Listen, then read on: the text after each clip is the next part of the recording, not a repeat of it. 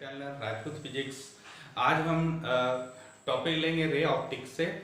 तो आप देखिए, रे ऑप्टिक में हम इससे पहले 2 वीडियो बना चुके हैं, आप उसको देख भी रहे हैं।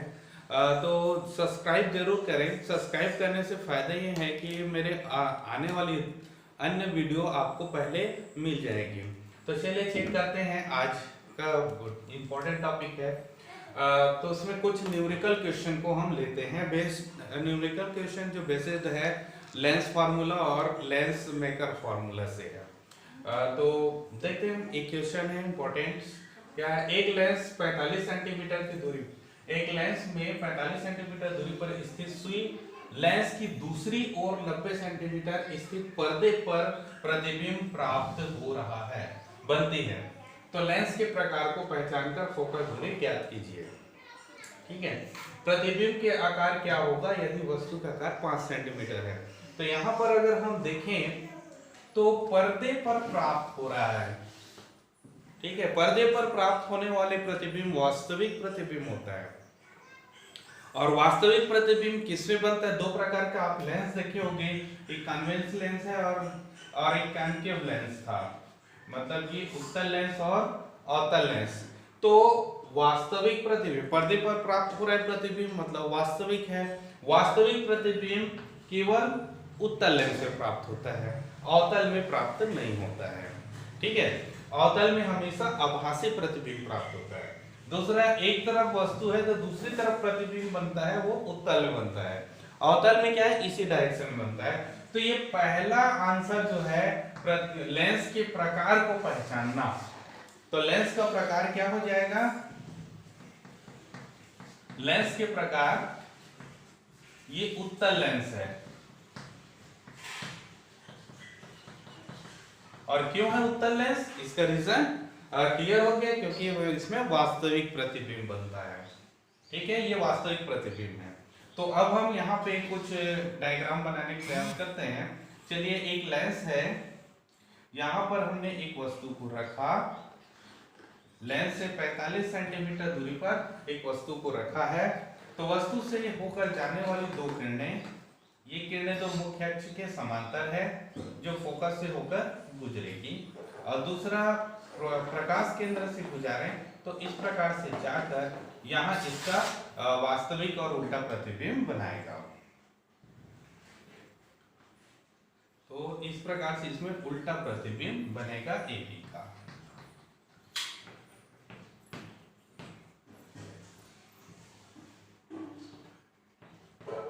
ठीक है, ये हमने वस्तु को रखा। तो अब हम पहला पॉइंट तो क्लियर हो गया कि ये उत्तल लेंस है। अब नेक्स्ट जो है लेंस के प्रकार तो हो गया, अब फोकस दूरी ज्ञात करना है। तो फोकस दूरी के लिए फॉर्मूला क्या है? लेंस फॉर्मूला, लेंस सूत्र क्या होता है? लेंस सूत्र 1/f = 1/v - 1/u, ये लेंस फॉर्मूला है। तो ये उत्तल लेंस है। उत्तल लेंस के लिए हम अगर देखें तो ये वस्तु का काम कर रहा है -45, दैट इज u, और ये v का वैल्यू है 90, इसमें दिया हुआ है 90 सेंटीमीटर। तो f की वैल्यू निकल जाएगा इसमें 1/f = 1/90 - 1/45। सो ये माइनस माइनस प्लस हो जाएगा, प्लस 1/45। इसको सॉल्व करेंगे तो ये हो जाएगा, दोनों का एलसीएम अगर हम देखें तो 19 ही आएगा, और ये 2 टाइम्स यानी 3/19 1/30। सो f = होगा 30 सेंटीमीटर। तो इस लेंस की फोकस दूरी हो गया 30 सेंटीमीटर।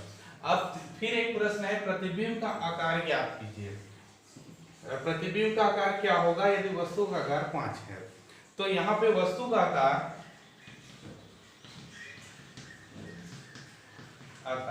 यानी O = 5 सेंटीमीटर। तो आपको ज्ञात करना है I = हाउ मेनी। ठीक है, तो इसके लिए हम रैखिक आवर्धन में चलें तो m = होता है -v/u या I/O, ये वाला फॉर्मूला से हम निकाल सकते हैं। तो चलिए यहां से देखते हैं, I/O = v/u। तो इस पोजीशन में हम यूज करेंगे, I की वैल्यू ज्ञात करना है, O की वैल्यू कितना दिया है 5। तो I/5 इक्वल टू V की वैल्यू है 90/45। तो इसको हल करेंगे तो आपको मिल जाएगा 1 times 2 times, so I equal to -10 centimetre, यानी प्रतिबिंब का आकार हो जाएगा 10 सेंटीमीटर, और माइनस साइन है मतलब ये उल्टा बना हुआ है। तो उत्तर आपको मिल जाएगा। पहला है उत्तर लेंस है, F इक्वल टू आपको 30 मिला सेंटीमीटर और I equal to -10 centimetre. Minus ये इंडिकेट करता है कि वो उल्टा बना हुआ है। ओके, तो ये है इस क्वेश्चन का आंसर, स्क्रीनशॉट कर लीजिए। हाँ देखिए, फोकस दूरी को प्रभावित करने वाले कारक depends of focus length of the lens. तो हम यहाँ पे देखिए इससे बहुत सारे क्वेश्चंस बनते हैं, बहुत सारे क्वेश्चन न्यूमेरिकल भी बनता है और थ्योरेटिकल भी बनता है। तो ये क्वेश्चंस को हम चेक करते हैं, तो कौन कौन से कारक होगा, कौन कौन से कॉजेस होगा जिस पर ये फोकस लेंस जो है डिपेंड करेगा। तो हम यहाँ पर देखेंगे, मैं लेंस मेकिंग फार्मूला निकालते हैं। तो लेंस मेकर फार्मूला,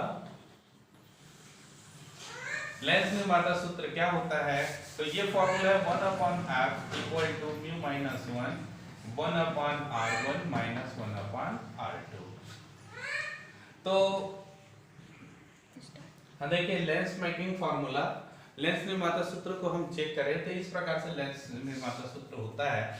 अगर ये दोनों मीडिया आपको, यहाँ का माध्यम का अपवर्तनांक है n1 μ1 और इसका अपवर्तनांक है μ2, यानी लेंस के पदार्थ का अपवर्तनांक है μ2, निरपेक्ष अपवर्तनांक है, तो हम ये वाला रिलेशन में आते हैं। और अगर केवल एक तरफ वो वायु निर्वात माध्यम है, ठीक है, तो म्यू लेंगे। ओके, तो ये फार्मूला है। तो इन्हीं दोनों फार्मूला से बहुत सारे प्रश्न बनेंगे। कैसे बनेंगे इसको देखते हैं। इसको कैसे, तो फोकस को कौन कौन डिपेंड करेगा? तो एक दो पार्ट है इसमें, हम इसको दो पार्ट कर दें तो ये वाले पार्ट एक डिपेंड करेगा और एक ये वाले पार्ट डिपेंड करेगा, यानी रेडियस पर डिपेंड करेगा। दोनों जो पृष्ठ है, वक्र पृष्ठ है, दोनों की त्रिज्या पर निर्भर करेगा, और दूसरा है अपवर्तनांक पर निर्भर करेगा। तो जहां जहां अपवर्तनांक में परिवर्तन आएगा वहां वहां फोकस दूरी में परिवर्तन होगा। ठीक है, तो सबसे पहले हम अपवर्तनांक में ले लेते हैं। फर्स्ट है म्यू पर, म्यू मतलब है रिफ्लेक्टिव इंडेक्स है, म्यू इसके पर डिपेंड कैसे करेंगे। तो चलिए देखते हैं म्यू का वैल्यूज किस प्रकार से चेंज होता है। तो म्यू पर किस प्रकार से चेंजेस होगा? तो सबसे पहले होता है माध्यम पर।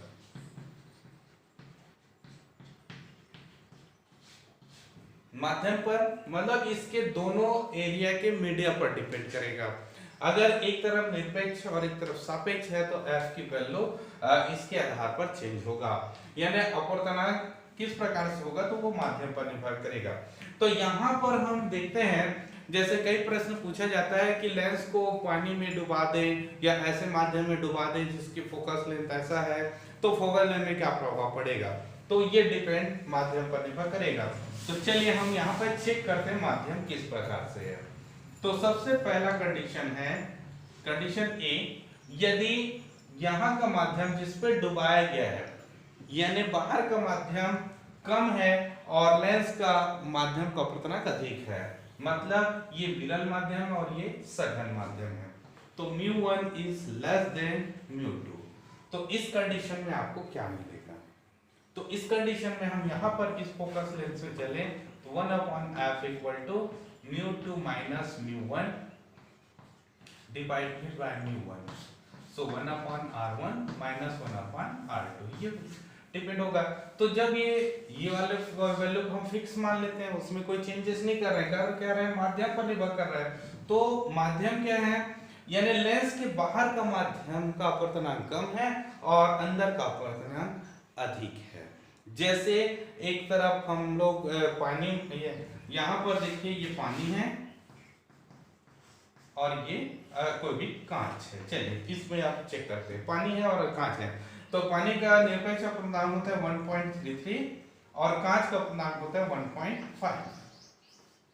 ठीक है, एक सामान्य कांच का पूर्णांक है 1.5 1.3, तो ये कम है ये ज्यादा है, तब क्या होगा, इस स्थिति में क्या होगी। तो अब हम देखें यहां पर इस पोजीशन में देखें तो इनका जो रेशियो होगा, इनका अंतर जो होगा वो कम हो जाएगा। ठीक है, तो f की वैल्यू अगर हम लें तो ये उलट जाएगा μ1 डिवाइडेड बाय μ2 माइनस μ1, और ये नीचे में आ जाएंगे। ओके, तो ये वाला रेशियो को हम नीचे कर रहे हैं क्योंकि ये कांस्टेंट है। ओके, तो इस कंडीशन में देखो इसका डिफरेंस कम हो जाएगा इसके तुलना में, तो कम होगा तो f की वैल्यू क्या हो जाएगा, नेचुरली बढ़ जाएगा, फोकस दूरी बढ़ेगा, लेकिन इसकी जो प्रकृति जो होगी वही रहेगा जो पहले था, यानी उत्तल लेंस है तो उत्तल लेंस ही रहेगा, लेकिन फोकस दूरी बढ़ जाएगी। अर्थात यहां से समांतर जाने वाली किरणें बिना, जैसे उत्तल लेंस में क्या होता है एक फोकस पर जाकर मुड़ जाता है वही होगा, लेकिन अगर वायु निर्वात में रखें तो ये फोकस लेंस इस प्रकार से यहाँ पे जाएगा एयर में, लेकिन लिक्विड अर्थात मान लो वाटर में है तो ये आगे बढ़ जाएगा, फोकस दूरी बढ़ जाएगा। सेकंड केस लेते हैं। अब μ1 इक्वल टू μ2 है, यानी दोनों का अपवर्तनांक बराबर है, तो अब इस स्थिति में क्या होगी, तो इस स्थिति में क्या होगा, दोनों का अपवर्तनांक यदि बराबर है, ये दोनों बराबर है तो इसकी वैल्यू 0 हो जाएगा, ये वाले वैल्यू 0 होगा तो f की वैल्यू इनफिनिट हो जाएगी, 1/0 दैट इज इनफिनिट, यानी ये फोकस दूरी जो है अनंत हो जाएगी। अनंत कब होता है, तो ये समतल पृष्ठ यानी समतल पृष्ठ के समान ही व्यवहार करेगा, मतलब जब दोनों की फोकस अपवर्तनांक निरपेक्ष अपवर्तनांक समान हो गया, लेंस और माध्यम दोनों सेम हो गया, तो फोकस दूरी अनंत हो जाएगी, मतलब समतल गुट के एक समान व्यवहार करेगा, अर्थात वो लेंस की प्रॉपर्टी नहीं रहेगी। तो इस स्थिति में चलिए मान लेते ये है, इस पोजीशन में अगर हम कोई उत्तल लेंस को डुबा दें और समांतर किरणों को देखें तो ये बिना कोई विचलन के आगे बढ़ जाएगा, क्योंकि इस कंडीशन में दोनों एक समतल गुटका के समान व्यवहार कर रहा है, अर्थात वो समतल गुटका हो जाएगा, यानी इसमें कोई फर्क नहीं पड़ेगा। तो इसी में कई क्वेश्चन पूछा जाता है, जैसे एक बॉल में पानी भरा हुआ है, एक और बॉल को, कांच के बॉल को उसके अंदर डाल दें और कांच के बॉल दिखाई नहीं दे रहा है, तो ऐसा क्यों, तो ये प्रश्न पूछा जाता है। तो ये इसलिए नहीं दिखाई देता है क्योंकि पानी का अपवर्तनांक और उस कांच के अपवर्तनांक दोनों सेम हो गया है, तो दोनों सेम हो जाने के कारण उनमें कोई प्रतिबिंब नहीं बनेगा, क्योंकि समांतर किरणें आगे निकल जाएगी, इसलिए वो दिखाई नहीं देता है। ठीक है, ये कंडीशन आपको अप्लाई होगा। तो चलिए इसका स्क्रीनशॉट ले लीजिए, फिर आगे देखते हैं। चलिए अब नेक्स्ट आगे देखते हैं। थर्ड केस इसमें ले लेते हैं, केस सी, ये माध्यम से ही डिपेंडेंट है। तो सी केसेस क्या है, जब μ1 इज ग्रेटर देन μ2। अब देखिए माध्यम का अपवर्तनांक अधिक है और लेंस का अपवर्तनांक कम है, ठीक है, तो उस केस में क्या होगा, तो अभी हम लोग ये फॉर्मूला से देखे हैं, ये कम है यदि क्या, तो इसकी वैल्यू नेगेटिव हो गया, फोकस क्या हो गया, नेगेटिव हो गया। नेगेटिव हो गया मतलब अगर ये उत्तल लेंस है तो अवतल की तरफ व्यवहार करेगा, क्योंकि उत्तल लेंस की फोकस दूरी पॉजिटिव होता है, लेकिन डुबा देंगे तो नेगेटिव हो जाएगा। अवतल लेंस को अगर डुबाएंगे तो अवतल लेंस की फोकस दूरी नेगेटिव होता है, तो ये पॉजिटिव हो जाएगा, मतलब उत्तल की तरफ व्यवहार करेगा। तो इस कंडीशन में f जो है नेगेटिव वैल्यूज को बिलोंग करेगा, लेकिन डिपेंड करेगा वो जो डुबाया गया फोकस वो क्या है, ठीक है, उस पर डिपेंड करेगा। यानी ये वाला वैल्यू नेगेटिव आएगा, लेकिन अगर पहले से ही उत्तल लेंस है तो वो नेगेटिव रहेगा, अगर ये अवतल लेंस है तो पॉजिटिव हो जाएगा। मतलब उत्तल लेंस है तो वो अवतल की तरह व्यवहार करेगा, है ना, कॉन्केव है कॉन्वेक्स के समान करेगा, कॉन्वेक्स है तो कॉन्केव के समान व्यवहार करेगा। मतलब इसमें एक समांतर है, ये अवतल लेंस है, लेट देन डुबाया गया है, ये उत्तल लेंस को डुबाया गया है, ये माध्यम कंडीशन ये वाला अप्लाई कर रहे हैं, तो इसमें समांतर जाने वाली किरणें, ये अवतल है, अवतल जो है दूर भगाता है इसको, सामान्य केस में ऐसे दूर भगाता है, लेकिन इसमें क्या करेगा, ये उत्तल की तरह व्यवहार करेगा, अर्थात एक पॉइंट पे इसको ले आएगा, इसका व्यवहार बदल गया। फिर यहाँ पर अवतल लेंस में अगर लेके जाएं, इस प्रकार से लेके जाएं, तो ये ऐसे एक पॉइंट में जाकर लगाता है सामान्य केस में, लेकिन ये वाला केस में ये इसको दूर भगाएगा, यानी ये अपसारी करेगा, ये अभिसारी करेगा, यानी अपने प्रॉपर्टी को चेंज कर देगा तीसरा कंडीशन में। ओके, चलिए, तो ये हो गया माध्यम से रिलेटेड। अब सेकंड जो केसेस है, माध्यम के बाद सेकंड जो केसेस है वो है पदार्थ पर, यानी कांच के पदार्थ पर।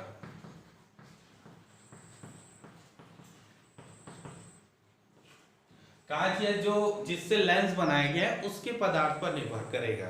तो पदार्थ पर निर्भर करेगा क्या है, अलग अलग पदार्थ का अपवर्तनांक अलग अलग होता है। सामान्य कांच का अपवर्तनांक आप देखिए तो 1.5 होता है, क्राउन का 1.7 होता है, फ्लिंट का 1.65 होता है, और अगर पानी का देखें 1.33 होता है। तो सभी के लिए फोकस लेंथ अलग अलग होगी, ठीक है ना। तो जो अपवर्तनांक अलग अलग है तो फोकस दूरी अलग अलग होगी।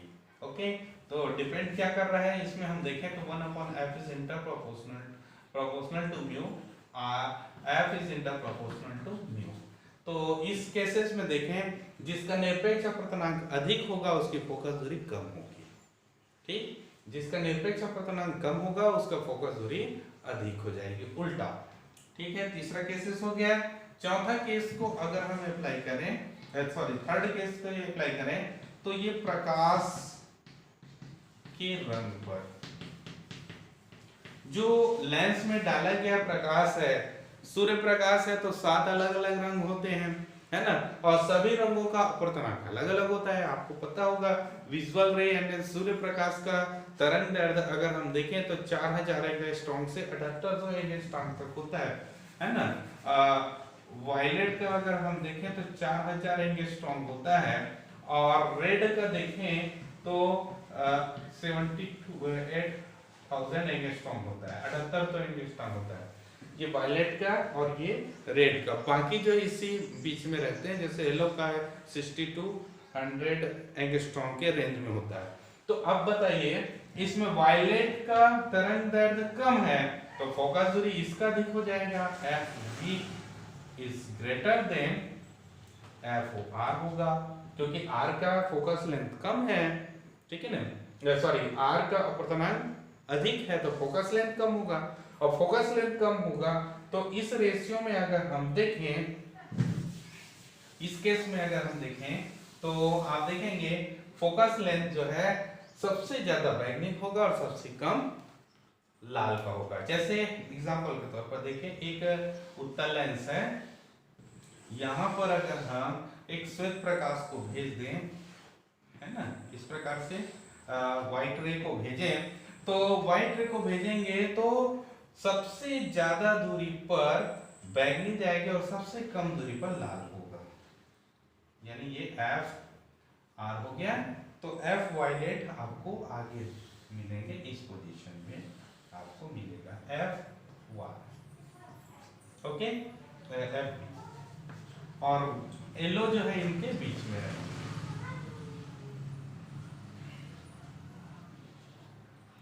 तो इस प्रकार से प्रकाश के रंग पर भी फोकस दूरी डिपेंड करता है, और किस प्रकार से डिपेंड करता है ये वाला आपके कंडीशन है। तो 3 केसेस हो गया।